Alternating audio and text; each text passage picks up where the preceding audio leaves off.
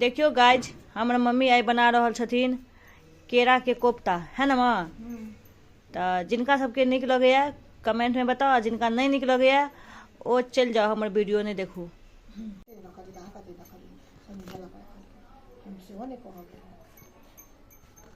देखियो केरा काट के आब जे छै एकरा लोहिया में दऽ देलियै, पानि में दऽ कऽ कनि हरे दऽ देने छियै और नूनो देलियै हन, कनि नमक दऽ देने छियै।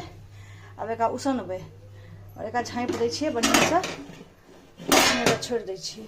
थारी कनि पैघ हो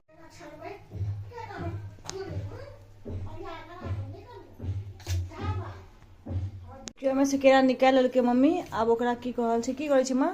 एकरा बुरलहुँ हन, सनली हन। हाँ, एहिमे कनि धनी के बुकनी, हाँ, कनि मिरचाई के बुकनी, हाँ, कनि हल्दी के, कनि नमक, हाँ, कनि बेसन दऽ कऽ सानि देलियै। बेसनो देली हन?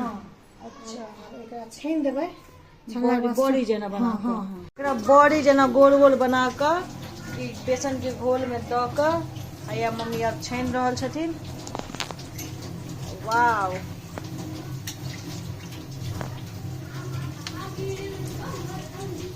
एक लड्डू जेना बना दियो और बेसन के घोल में मिला कर एहिमे दऽ दियो और मस्त फ्राई होगा दियो। बहुत टेस्टी लागत। अहाँ सब बनाएब जरूर, एक बेर ट्राई करब बना कर और कहब कि केहन लागल। और जे बना लेने छी, जे खाई छी, वो बस चुपचाप वीडियो के एंजॉय करू। एकरा मम्मी फ्राई कर लेलकै, देखियो कतेक सुंदर लगे छै, खाइयो में नीक लगते। ओहिमे अब जीर के हिंग के फोरन दऽ देलकै, एहिमे कनि अदरक लहसुन के पेस्ट दऽ देलकै और टमाटर मिरचाई और एहिमे कथी छलै मम्मी, प्याज, एक पेस्ट बना कर एहिमे दऽ देलकै मम्मी। अब एक कनि काल भूजते। अहाँ के आवाज आबे है छे छू के, इग्नोर करब, सिर्फ हमार बात पर ध्यान दो, ओके? बढ़िया से मिला दियो मस्त। जत्ते बढ़िया मसाला भुजात ने ओते स्वदगर तरकारी बनत, बुझलिए कि नहीं बुझलिए? ध्यान से देखब अहाँ सब वीडियो, और किछ ओहिमे त्रुटि हैत तब माफी करब, हमरा क्षमा करब। के मसाला भुजा कर एकदम भ गेल छै बढ़िया। अब में छोड़ देने छै सबटा साइड से। अब अहाँ एहिमे कनि पानि, जल, झोर जे अहाँ बुझियो से डालि सकै छी। दियो माँ, एहिमे पानि दियो। और देखियो एहिमे पानि दऽ कऽ मिला सकै छी मसाला के और कनि काल एकरा झाँपि कऽ राखि देबै, बरकते बढ़िया से, है ना? अहाँ अपना अनुसार पानि डालि सकै छी, जते अहाँके काज यऽ। हम तऽ चावल में खेबै ने तऽ कनि बेसी पानि देलियै हन। अगर अहाँ 2 लोग छी 3 लोग छी रोटी में खाए तऽ कमो दऽ सकै छियै।